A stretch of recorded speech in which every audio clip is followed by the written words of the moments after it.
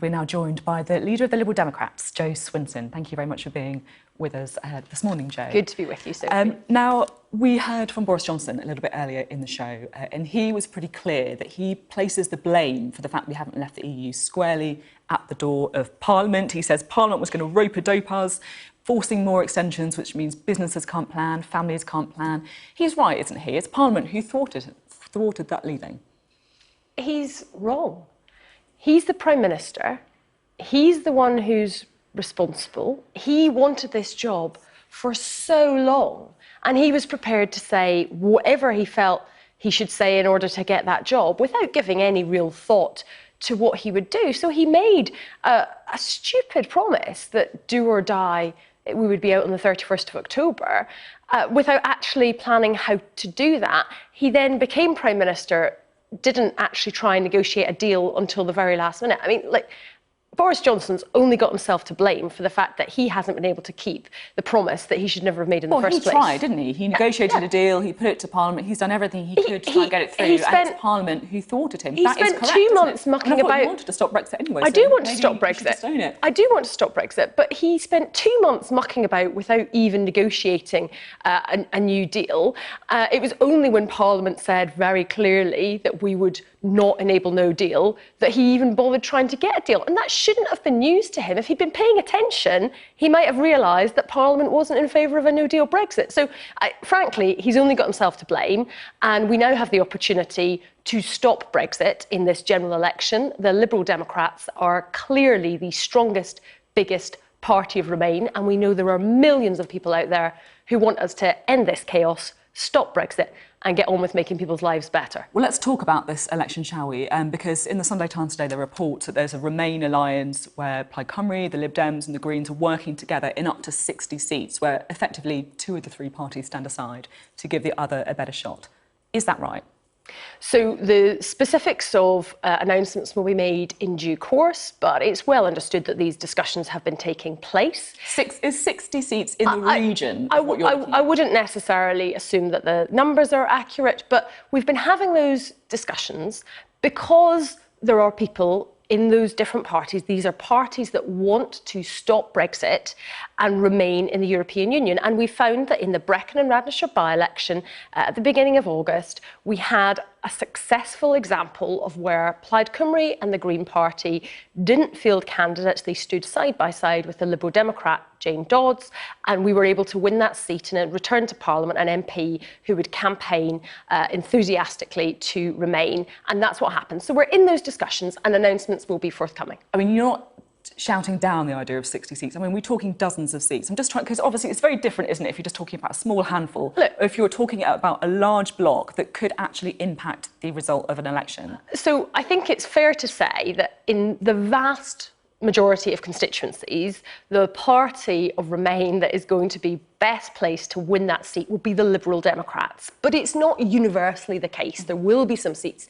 in Wales where it might be Plaid Cymru, and there might be a small number of seats where it's the Green Party. And of course, we should work constructively with those other parties to further our ultimate goal, which is protecting our place in the European Union so that we can have a better future. What I don't understand is, if you really are determined to try and protect our place in the European Union, as you put it, why have you ruled out working with Jeremy Corbyn? Labour have promised a second referendum. I know you don't like him very much, but he is clearly perhaps the easiest and simplest route to getting a second referendum that could mean stopping Brexit. Look, I mean, I certainly find the way in which he's refused to tackle anti-Semitism in his own party shocking and wrong. But this is not about my personal view of Jeremy Corbyn.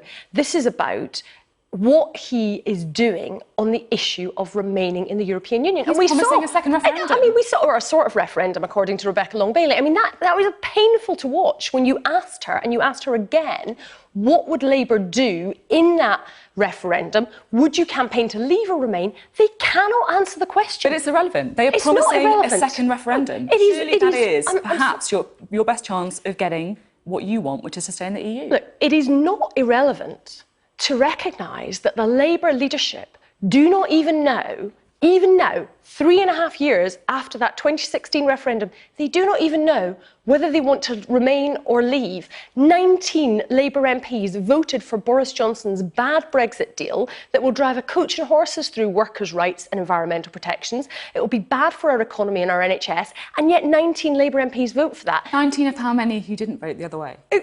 Look, but 19, it made the difference. Boris Johnson got his second reading because of Labour MPs. And then I hear Labour say that they want to try and have a jobs-first Brexit, Brexit they'll protect. The reality is Brexit will be bad for jobs, it will be bad for workers' rights, it will be bad for the economy. It is not possible what they are arguing they want. Brexit will be bad for our country. Okay. That's why Liberal Democrats want to stop Brexit. Now, I'm keen to talk to you about the debates as well. I know that many in your party have been pointing to the fact that you're the female leader of a major party, you haven't been invited to this first debate. Surely the reason you haven't been invited is because the two people who've been asked are the two people who've got the most likely chance of being the next Prime Minister. I'm a candidate to be Prime Minister in this election, and frankly, when you look at the way Boris Johnson and Jeremy Corbyn are carrying on, I think I could do a better job than either of them. If you look at the 2010 election and the run-up to that election, Liberal Democrats were polling around a similar amount than we are now. Actually, we're now much closer to the other parties in terms of the poll ratings. And in that election, we had Gordon Brown, David Cameron and Nick Clegg. Spot the difference. Well, I mean, frankly, you've got a suggestion from a broadcaster that it will be two chaps chatting about how they're going to leave the European Union, leaving out the voice for millions of Remainers who want to stop Brexit and stay in the EU, and happen to be a woman. Well, isn't that interesting? Because when it was Nick Clegg, there was no problem with him being in the debates. But look at the number of MPs. I mean, the Labour and the Conservatives have a combined total of 542 MPs. The Lib Dems have 20?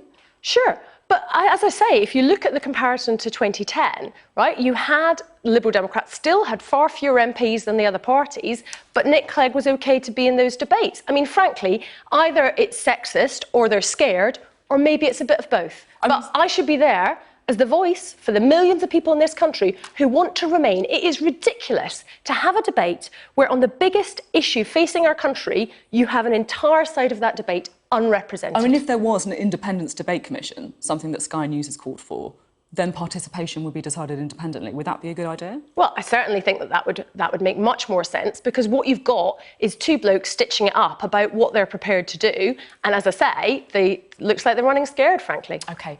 Now, while I've got you, there's one final thing I want to talk to you about, and that is some of the campaign literature that your party has been pumping out. And you've got a bit of a reputation for doing this in the past as well. Now, I just want to have a look at this. This is North East Somerset, the Liberal Democrats North East Somerset, Liberal Democrat campaign literature, a result of a survey done in the constituency of Jacob Rees-Mogg. You would think this was a two-horse race, wouldn't you, between the Conservatives on 38% and the Lib Dems on 32%, until you look at the very, very tiny small print at the bottom, which says the question was, imagine that the result in your constituency was expected to be very close between the Conservative and Liberal Democrat candidates, and none of the other parties were competitive. In this scenario, which party would you vote for? And I just want to show the last result from this constituency at the last election, which hopefully we should be able to bring up now, which shows that actually the Conservatives were on 53% and Labour were on 34%, the Lib Dems on 8.3%.